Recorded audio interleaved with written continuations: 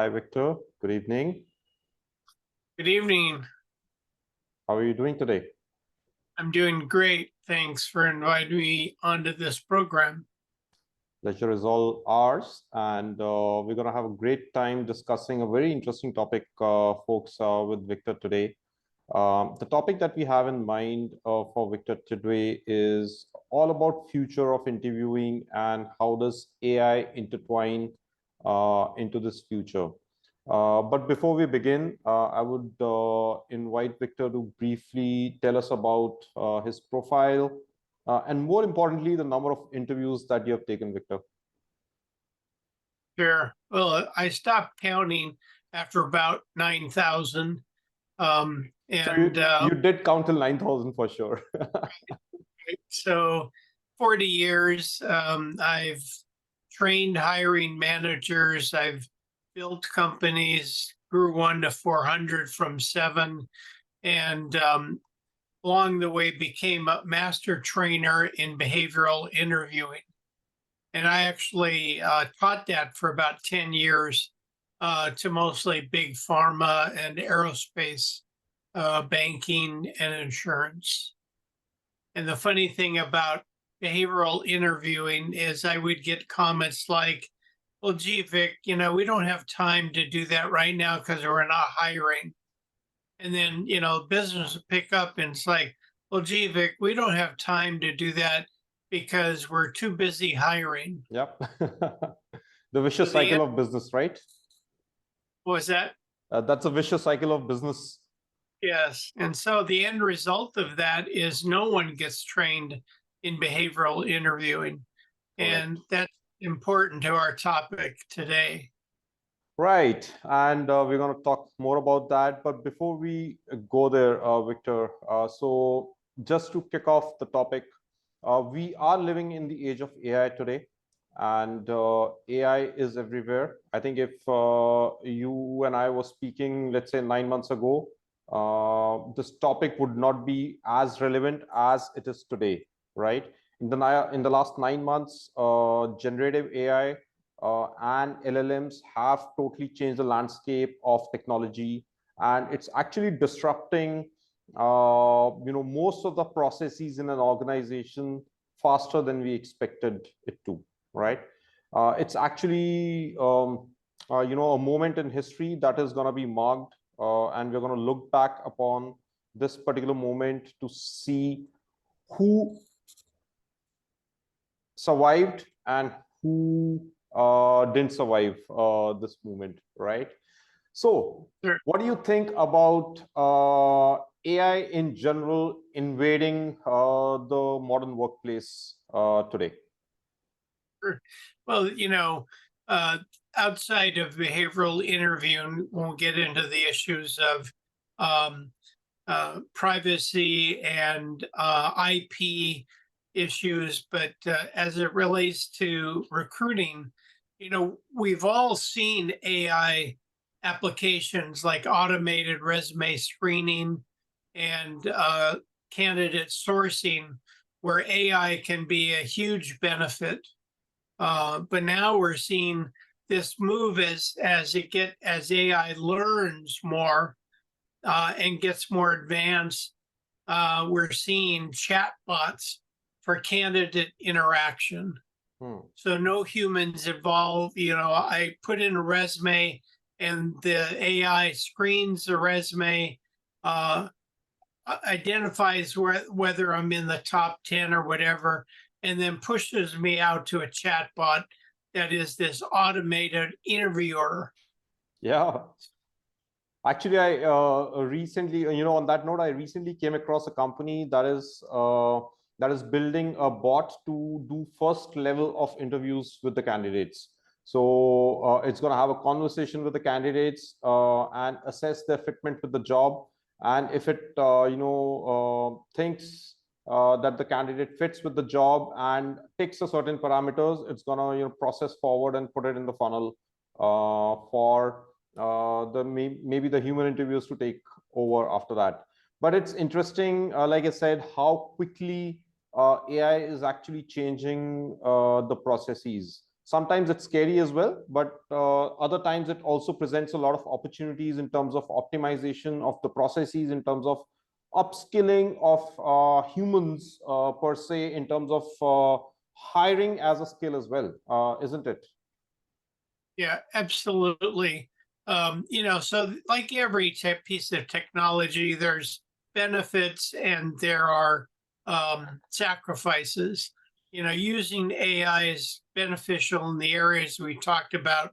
Even scarier are the facial recognition, where the next gen can begin to interpret facial gestures, um, um, and even whether they're telling the truth. Imagine that. And so that's pretty scary. Totally. On the plus side, it definitely improves the process, but I don't know that it really improves the candidate experience. And that's really what it's all about. If I were choosing between two companies, one of which, didn't have time to interview me, but had a bot do it, I'm not so sure I'm excited about that company. Yeah, that's correct. I think candidate experience is one of the areas that companies must definitely look at, whether it's going to be enhanced or degraded as they go on. All right, let's basically start peeling the onion, Victor, on this particular topic. Let's talk about the benefits first, right? I think you're working with a lot of clients in your personal capacity. What kind of AI are people starting to use in the recruitment and hiring process? What are the areas where AI can actually benefit or speed up the process, and companies are adopting that more and more as we go on? Well, one of the important topics today for companies is diversity and inclusion. And AI can remove the bias associated with recruitment processes so that candidates actually get a fairer and more objective chance at becoming part of the company. The other thing, and it helps companies and makes their job worse at the same time. Let's say I'm hiring for an accounting manager. I can go to ChatGPT and say, give me the top 10 competencies, including behaviors and critical tasks for that job. And it'll run out. I mean, if you don't tell top 10, it'll run out to 25 or more. Well, now, I've got that information. I can create my recruitment plan and my interviewing plan, and then begin to assign people to interview. And then the second step is tell me what are the critical interview questions for each of those competencies. So it's going to speed up the process. I mean, before we had dictionaries and I had paper documents I would go to. We would look at past recruitment. Now it can be done in a matter of 10 seconds. Correct. The flip side is that which helps the company makes their job 10 times worse because candidates can do the same thing. Totally. If they're going to interview for this job, they'll do the same queries of ChatGPT. Yep. And now they come armed. Okay, I know what questions they're going to ask. I'm going to practice, with a Zoom on my own, see how I come across. I have all the questions available, and even ask ChatGPT to give answers, probable answers, right? What potential answers I can give for that question as well. Yeah, absolutely. And the one thing, it was unfortunate, but for years we had this secret sauce where we could evaluate candidate answers through a filter that we called STAR, situation, task, action, results. And nobody else knew about it. And so hiring managers who were trained, assuming they were trained, understood that that's the way to pin down real behavior. Yep. But now candidates can do that on their own and be prepared with 6 or 7 examples that may or may not be real. Yep. They just rehearsed them. So it makes life very challenging for both company and candidate. Interesting. All right. So that's all about understanding the job description and preparing for it better, both from the company side as an advantage, but as a disadvantage from the candidate side, which is, trying to present a view which may not be an accurate view of their own potential.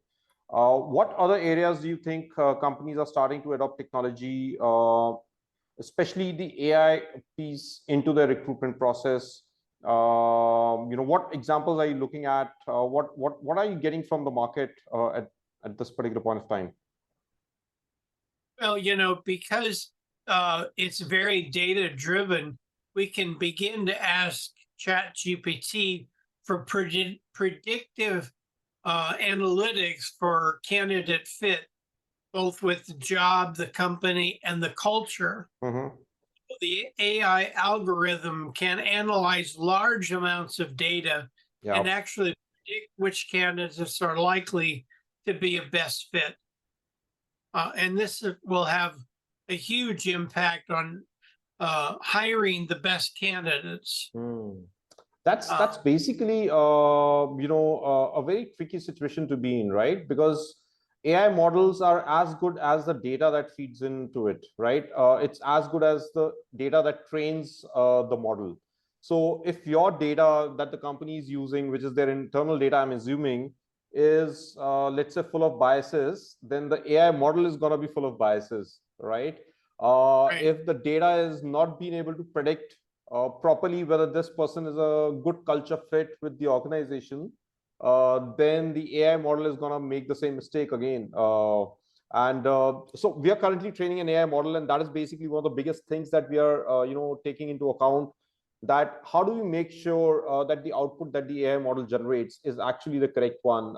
Hence, we have to be very conscious about the data that we are feeding into it, right? So we have to be very conscious about the research that we are feeding into it. What is the credibility of that research? Our human people are actually sifting through that data and trying to feed that data into the AI so that the AI model can predict better and respond better to our users. What do you think about it, Victor? Well, we used to say 35 years ago, garbage in, It's garbage still out. true. And it's true today as it was back then. Correct. I think the key is that you never let the system make the decisions. You still have to train hiring managers and interviewers and recruiters on what to do with the data. And you Correct. don't want to give up the selection decision to the AI, no matter how good the data is. Correct. And that's a very good point that you bring up, that, a lot of companies don't have a lot of data. To begin So with. they're relying on the AI system to make those referrals. Yeah. And that's a problem. One of the other thing is, I don't know that we've seen yet the technology to validate the data that's coming out of the AI. That's true. Is what the AI is saying good and right? Yep. If we turn over automated resume screening and candidate sourcing, Yep. are we losing out on some of the best people? Yep. Not everyone writes a resume that is written for AI systems. Correct. Words and the like. So again, are we missing out on some of the best candidates? That's true. But I think that has been happening for a while now, since automated resume screening has come into picture. I think it is almost a decade old technology. I hope that AI is going to make it a little better than what it was before, because the earlier resume matching technologies, keyword matching, right? Which is very, very primitive. And I personally don't trust it at all. And although companies tend to do that, and good luck to them if they're able to make good hiring decisions on that.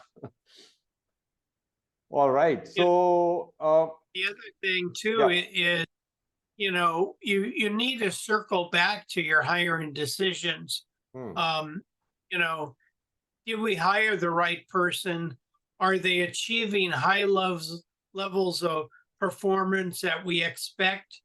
And if not, where did the system or the people go wrong? Correct. And so we have to come back around and validate Mm-hmm. those decisions. Yep, yep, yep. And for that, your data chain has to be really clean and accurate, right? Right from the part where you start sourcing to the entire hiring process to the entire onboarding process data that you maintain for an individual, and then going on to the performance metrics that they're actually delivering on the ground.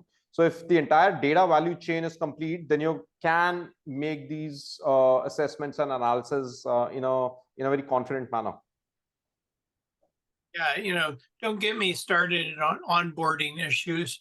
Most companies think onboarding is here's your computer, here's your login, and here's your desk. Yeah. And give me the documents that you have to give me, basically. Right, right. So that's a whole nother topic. Correct, correct. Let's keep it aside for another day, Victor. Yep. All right. I think we've discussed the benefits of AI, where it can benefit. We've discussed a few limitations of AI technology right now. I think what we should talk about is what is it that AI can't replace right now, or maybe even in the future that we cannot trust AI to completely take over from human beings in the recruitment or hiring process. Yeah, absolutely. We don't want to give up control. We don't want to give up the actual decisions. Mm-hmm. And so again, we come back to training hiring managers, interviewers, and recruiters on how to make good, objective decisions based on whatever results we get out from AI. So you never turn over that decision, but it takes time. Companies spend months and months if they were going to buy $100,000 truck, right? Transportation issue. Yep. And if they're hiring a $100,000 candidate, they spend 10 minutes. Yep. So we have to change that formula for sure. For sure. Right. And I think the biggest factor for me personally is going to be, can you let AI make your hiring decision end to end or not? Right. I think most of the times, like you said, companies take very little time to decide on the right candidate. And that happens because of the hiring process is too shallow.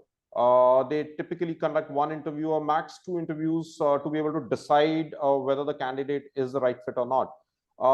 In essence, in actual, real scenario, in an ideal scenario, the hiring process should be a little longer, where it allows you to compare different candidates and assess their strengths and weaknesses on different parameters and compare with each other.